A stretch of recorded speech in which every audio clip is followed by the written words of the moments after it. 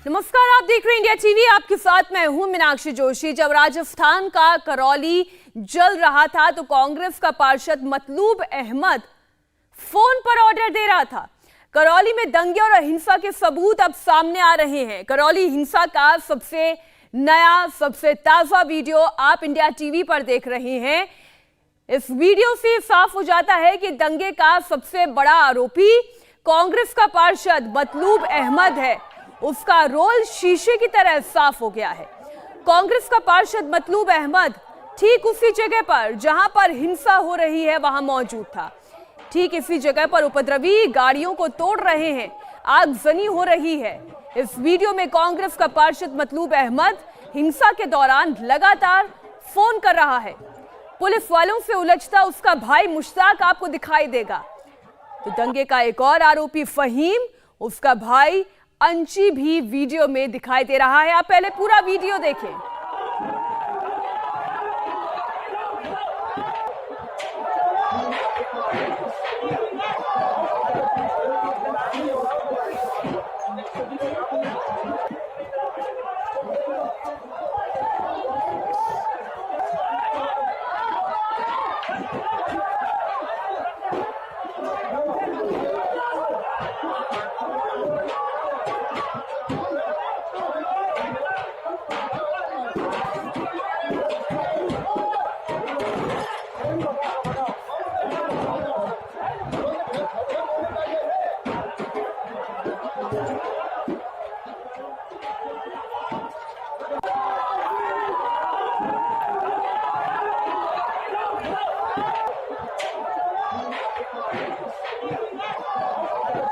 आप जिस व्यक्ति को फोन पर बात करते हुए देख रहे हैं, यही आरोपी है मतलूब अहमद, जो हिंसा की पूरी घटना के बाद से कहां है कोई अता पता नहीं है। अगर इसने कुछ गलत नहीं किया तो फिर ये क्यों पुलिस की निगाह से छुपा हुआ है।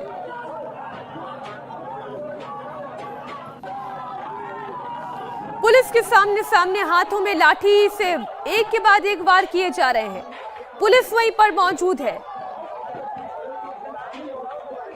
इसके बावजूद ना कोई डर, ना कोई खौफ। इन तस्वीरों से साफ नजर आता है पुलिस की कार्यशैली पर भी सवाल उठ रहे हैं। संवाददाता मनीष भट्टाचार्य हमारे साथ जुड़ गए हैं। मनीष, ये मतलूब अहमद इस तस्वीर में दिखाई दे रहा है, वो फोन पर बात कर रहा है, वो किससे बात कर रहा है, करना क्या चाह रहा है, ये हालांकि अभी पूरा समझ में नहीं आता है। लेकिन मतलूब अहमद के अलावा उसके जितने जानने वाले हैं वो भी इस वीडियो में दिखाई दे रहे हैं। पूरा सारा किस्सा बताएं, हुआ क्या? देखिए, दंगाइयों के चेहरे बेनकाब हो चुके हैं मीनाक्षी। ये मतलूब अहमद जो फोन पे दिखाई दे रहा है, ये पार्षद है और यही असली साजिश करता है पूरे दंगे को भड़काने में। खुद एसपी करौली ने कहा है कि इसकी अहम भूमिका रही है इस पूरे दंगे को भड़काने में। इंस्टिगेट इसने बहुत ज्यादा किया है, बहुत ज्यादा लोगों को इकट्ठा किया। जो जिम है मस्जिद के सामने और मस्जिद पर जिस जगह से पथराव हो रहा था वहां पर लोगों को इकट्ठा करने में अहम भूमिका मतलूब की है। इसके साथ ही साथ जो काले कपड़े में आपको दिखाई दे रहा है उसका नाम है अंशी। पीली कमीज और टोपी पहने आपको दिखाई दे रहा है, उसका नाम फहीम है। और उसका भाई जो मुश्ताक है मतलूब का, वो भी वहां पर खड़ा हुआ। और जो शटर जो पूरा आपको दिखाई दे रहा है, इसमें लाठी डंडे पूरी तरीके से भरे थे। यानी पूरी साजिश थी पहले से सुनियोजित तरीके से। जैसे ही शोभा यात्रा निकली तो इसी जगह से पथराव शुरू हुआ। लाठी डंडे लेकर लोगों ने ताबड़तोड़ वार करना शुरू कर दिया। और मतलूब अहमद की भूमिका थी क्योंकि वो जिम के ऊपर तमाम तरीके से करके वहां पर पथराव बरसाया और उसके बाद जो काले कुर्ते में एक शख्स नजर आ रहा है, साफ तौर पे दिखाई दे रहा है। मुझे थोड़ा सा और क्लियर कर दे, जो काले कुर्ते पजामे में एक शख्स दिखाई दे रहा है वो आप अंशी बता रहे हैं। और क्योंकि वो इशारा भी करते हुए दिखाई दे रहा है, वो लोगों से कह रहा है कि अब तुम आगे बढ़ो, थोड़ा उधर जाओ, एक तरीके का इशारा कर रहा है।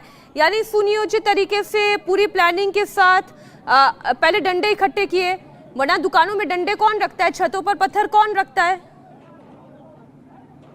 मनीष, मैं लौटूंगी आपके पास। बीजेपी सांसद किरोड़ी लाल मीणा करौली में पहुंच चुके हैं, ठीक उसी जगह जहां पर दंगा हुआ, और करौली से ही हमारे साथ जुड़ रहे हैं। किरोड़ी जी, ये जो तस्वीरें हम देख रहे हैं और जो पूरी घटना हुई है, इसे देखकर ऐसे लगता है कि जैसे पूरे प्लानिंग के साथ सुनियोजित तरीके से ये घटना अंजाम दी गई। पूरी घटना को आपके इन्होंने पत्थर के हुआ रैली से पहले और के इसमें मुश्ताक, मकलूब, अंजी, अंजी और अंसी जो आप इसमें वीडियो में दिखा रही हो, ये सब मौजूद हैं। वो पुलिस से भी उलझ रहे हैं, मोबाइल से भी लोगों को बुला रहे हैं, भीड़ इकट्ठी कर रहे हैं। उसके बाद भी आज तक पुलिस के एसपी स्वीकार कर रहे हैं कि सारी भीड़ मतलूब ने इकट्ठी की है और अन्य सब लोगों ने मिलकर छतों पर पत्थर इकट्ठे किए हैं, पत्थर फेंके। फिर मैं एसपी से पूछना चाहता हूँ, गहलोत साहब से पूछना चाहता हूँ, गहलोत साहब मतलूब कहाँ है?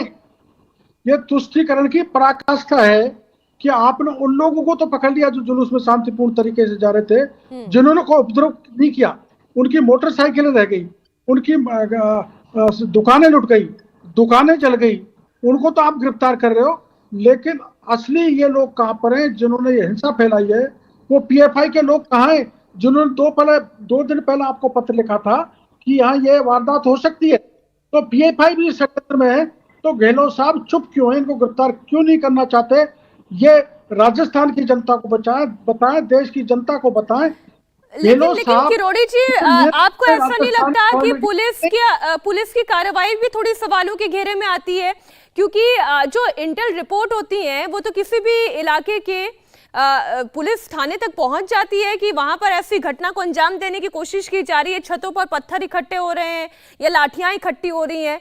अगर इसका अंदेशा पहले से था तो फिर पुलिस ने कार्रवाई क्या की? पहले से अंदेशा था, पहले प्रशासन से परमिशन ली है और सरकार के, सुप्रीम कोर्ट के, केंद्र सरकार के, राज्य सरकारों के डायरेक्शन है, मानवाधिकार के है कि ऐसे मामलों में अति संवेदनशीलता बरतते हुए ज्यादा से ज्यादा पुलिस की व्यवस्था की जाए।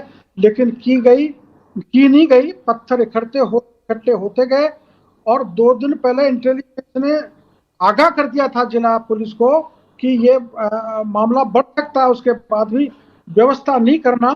और उन पुलिस के अधिकारियों के खिलाफ आज तक राजस्थान की सरकार द्वारा कोई कार्रवाई नहीं किया जाना, ये भी अपने आप को सरकार का तुष्टीकरण का बहुत बड़ा प्रमाण है। और ये जो दुकानें लूटी हैं, इनके सामान को लूट कर लेके, जिनकी दुकान लूटी है उनको पता है हमारा सामान कहाँ है, लेकिन उस स्थान पर पुलिस जाके उस सामान को बरामद नहीं करना चाहती। तो ये जबरदस्त फेवर चल रहा है राज्य सरकार की तरफ से, पुलिस की तरफ से एक संप्रदाय विशेष के लोगों को। ये गलत है। नहीं, ये तो बड़ी हैरान करने वाली जानकारी आप इंडिया टीवी के दर्शकों को दे रहे हैं कि जिनकी दुकानें लूटी गई वो ये जानते हैं कि लूटी किसने और वो सामान कहाँ है, इसके बावजूद उसे रिकवर नहीं किया जा रहा है। नुकसान की भरपाई ये हर्जाना कौन देगा? सरकार क्यों नहीं कुछ कर रही है? ना वो तो हर्जाना तो बाद की बात है। अभी मैं बाजार में गया था तो 3 लोग ऐसे हैं जिनको रात को उठा लिया। सोमेश अग्रवाल, और उसके 2 पुत्र, सोमेश अग्रवाल और उसके 2 बेटे, उनको रात को 8 बजे का पुलिस ने उठाया है। उनका कोई लेना देना ही नहीं और इन निर्दोष लोगों को पुलिस पकड़ रही है। क्या जस्टिफाई करना चाहते हैं गहलोत सरकार की पुलिस? ये अत्याचार नहीं होने देंगे, ये भेदभाव नहीं होने देंगे, ये डिस्क्रिमिनेशन नहीं होने देंगे। हमारी यहाँ पर मांग है कि जो असली अपराधी, चाहे हिंदू समाज का ही हो, उसको गिरफ्तार किया जाए, निर्दोष को नहीं पकड़ा जाए। सोमेश अग्रवाल को तो पकड़ लिया, मतलूब को अभी तक क्यों नहीं पकड़ पाई है पुलिस? चूंकि वो कांग्रेस का समर्थित पार्षद है, चूंकि यहाँ के एमएलए उनको सपोर्ट कर रहे हैं, माननीय लाकर मीणा, चूंकि दूसरे जो वो इकामुद्दीन है, अमीमुद्दीन है, वो नॉमिनेटेड पार्षद है, वो उसमें पार्टिसिपेट कर रहे हैं जिला प्रशासन की मीटिंगों में इस समय। और ये सबसे बड़ा सटोरिया है, सबसे बड़ा तस्कर है। अभी जनवरी के माह में गिरफ्तार हुआ 13 लाख रुपए से गंगापुर शहर में। और ऐसा बड़ा अपराधी सटोरिया एसपी की बगल में बैठ के शांति वार्ता करे, ये बर्दाश्त नहीं। वो शांति वार्ता कर रहे हैं और ये कांग्रेस अपने आंखों के सामने होते देख रही है। वो अशांति की है उन्होंने, और अशांति करने वाला शांति की वार्ता की बात कर रहे हैं। जो सबसे बड़े तस्कर हैं, सबसे बड़े सटोरिये हैं, जिनको गिरफ्तार किया जा रहा है, जिनको पुलिस ने पहले गिरफ्तार किया है, जिनके प्रमाण है। और ये व्यक्ति जो सटोरिया है, इसने सबसे पहले इसके मकान पे पत्थर इकट्ठा किए थे। 100-125 से लोग इसके मकान पे चढ़े थे, छत पे, और उन्होंने पत्थर फेंके थे। वो पंचायत कर रहा है, हिंसा फैला रहा है। नहीं, लेकिन दूसरा पक्ष ये कह रहा है, किरोड़ी जी, दूसरा पक्ष ये कह रहा है कि दरअसल वो जो जुलूस निकाला जा रहा था, हिंदुओं ने, उस समुदाय ने मुसलमानों को भड़काने की कोशिश की और फिर उनके ऊपर पथराव हुआ। आप ये आपको गलत बता रहा है। वो बोल रहे थे भारत माता की जय, वंदे मातरम, जय श्री राम। अगर ये अपराध है तो डॉक्टर किरोड़ीलाल भी करौली में अभी गिरफ्तारी देने के लिए जाएगा। भारत माँ की इस धरती पर हम जय श्री राम का नारा नहीं लगा सकते, वंदे मातरम नहीं कह सकते, भारत माता की जय नहीं लगा सकते, तो मेरे जैसा का जीना भी बेकार है। इसके बजाय तो मरना ठीक है। ये अत्याचार, अन्याय हम बर्दाश्त नहीं कर सकते। बहुत बहुत धन्यवाद किरोड़ीलाल मीणा हमारे साथ जुड़े। उन्होंने तमाम आरोप लगाए कांग्रेस शासित गहलोत सरकार पर। बीजेपी सांसद किरोड़ीलाल मीणा ने अभी अभी इंडिया टीवी से कहा कि दंगे का मुख्य आरोपी मतलूब कांग्रेस का पार्षद है, इसलिए पुलिस उसे गिरफ्तार नहीं कर रही है। लेकिन सचिन पायलट कह रहे हैं कि हिंसा की जांच और कार्रवाई होगी। मैं ऐसा मानता हूं कि राजस्थान या देश का कोई हिस्सा हो जहां पर भी हिंसा होती है या कोई भी व्यक्ति कानून को अपने हाथ में लेता है, उसकी निष्पक्ष जांच होनी चाहिए और सख्त कार्रवाई होनी चाहिए। मैं समझता हूं कि सभ्य समाज में इस प्रकार की हिंसा का कोई स्थान नहीं है। कोई किसी पार्टी, किसी धर्म, किसी जाति, किसी समुदाय का हो, लेकिन ये देश आगे बढ़ेगा तब जब अमन, चैन, शांति रहे। और अगर कोई ऐसा व्यक्ति है या कोई ऐसा पृष्ठभूमि वाला कोई संगठन या दल जिसने कभी अशांति फैलाने की कोशिश की हो, उस पर सख्त कार्रवाई करनी चाहिए। मुझे पूरी उम्मीद है कि पुलिस अपना काम करेगी और इस हिंसा को, इस वारदात को अंजाम देने वाले जो लोग हैं उन पर सख्त कार्रवाई हो, चाहे वो किसी भी पृष्ठभूमि के हों, कहीं के भी हों। बातें सुनने में तो मनीष ये बहुत अच्छी लगती हैं कि किसी भी पृष्ठभूमि का हो, किसी भी धर्म का हो, किसी भी जाति का हो, उस पर तुरंत कार्रवाई होनी चाहिए। लेकिन अभी अभी किरोड़ीलाल मीणा बीजेपी के नेता हमारे साथ जुड़े, उन्होंने ये कहा कि ये पता है कि जिन दुकानों को लूटा गया वो लूट का सामान कहां पर है, लेकिन ना रिकवरी हो रही है। मतलूब का नाम लिया क्योंकि वो कांग्रेस पार्षद है, अभी तक पुलिस उसे गिरफ्तार नहीं कर पाई है। तस्वीरों में साफ दिखाई दे रहा है कि दंगा भड़काने वाले कौन है, इशारा करने वाले कौन है, लेकिन इसके बावजूद पुलिस के चंगुल से आजाद है।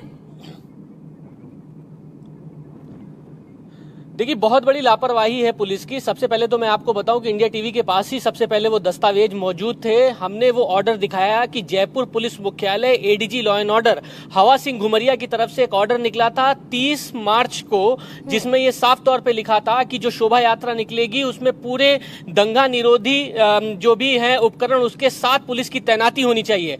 दूसरी बात, जटवाड़ा जहां पे मस्जिद के पास से शोभा यात्रा निकलेगी वहां पर छतों पर पुलिस बलों की तैनाती होनी चाहिए। बाकायदा आईजी और एसपी करौली को ये चिट्ठी दी गई थी, लेकिन एसपी करौली ने ये आदेश नहीं माने और उसके बाद जब बवाल इतना ज्यादा हो गया तब हाल आपके सामने है। तो कुल मिलाकर लापरवाही बहुत बड़ी है।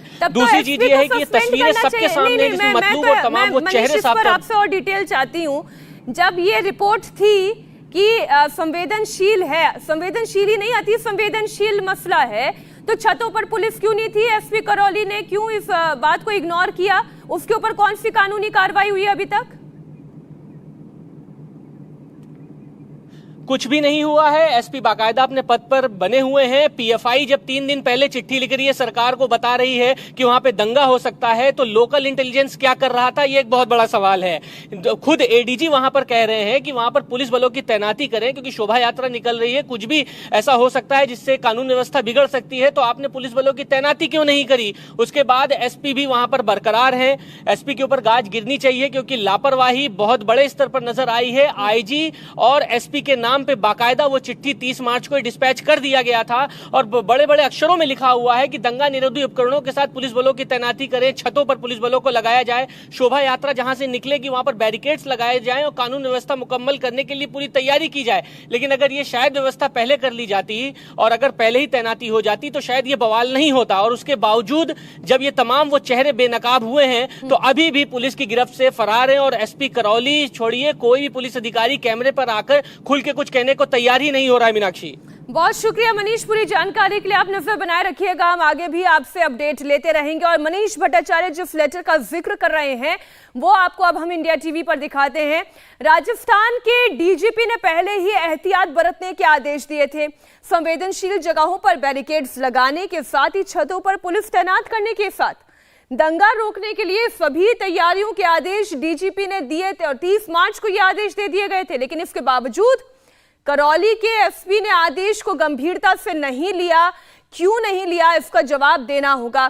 संवेदनशील जगहों पर बैरिकेडिंग की जाए, संवेदनशील जगहों पर फिक्स पिकेट्स लगाए जाएं, इमारतों पर पुलिस की टीम छतों पर मौजूद रहे, दंगा रोकने के लिए तमाम उपकरण की व्यवस्था रखी जाए, पुलिस बल की तैनाती, हेलमेट, जैकेट, ढाल, हथियार के साथ पुलिस की तैनाती हो, रिजर्व पुलिस बल भी तैनात रखा जाए, प्रशिक्षित जवानों को हथियारों से लैस रखा जाए। इसके बावजूद इन तमाम दिशा निर्देशों को, गाइडलाइंस को, डीजीपी के आदेश को ओवररूल कर दिया।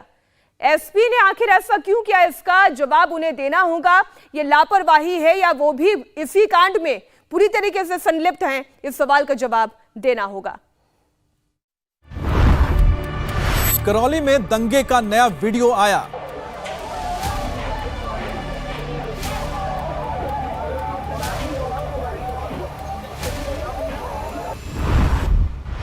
वीडियो में दिखा कांग्रेस का पार्षद मतलूब अहमद।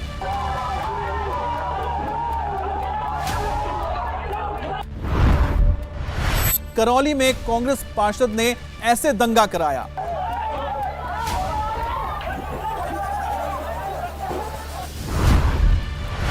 मतलूब ने उकसाया और भड़क गया दंगा।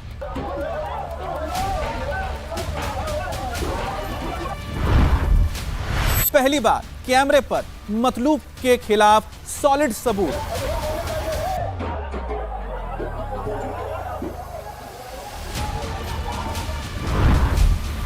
भीड़ ने चलाया डंडा, मतलूब का भाई पुलिस से भिड़ा।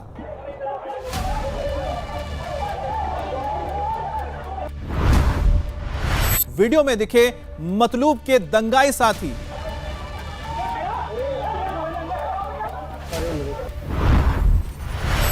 जब करौली जल रहा था, मतलूब फोन पर ऑर्डर दे रहा था।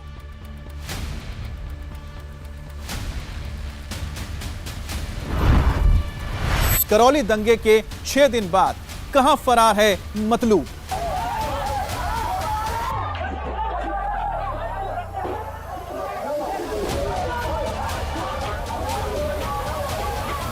इंडिया टीवी हर वक्त हर जगह डाउनलोड करने के लिए सर्च करें India TV news Google play store या ऐप स्टोर पर।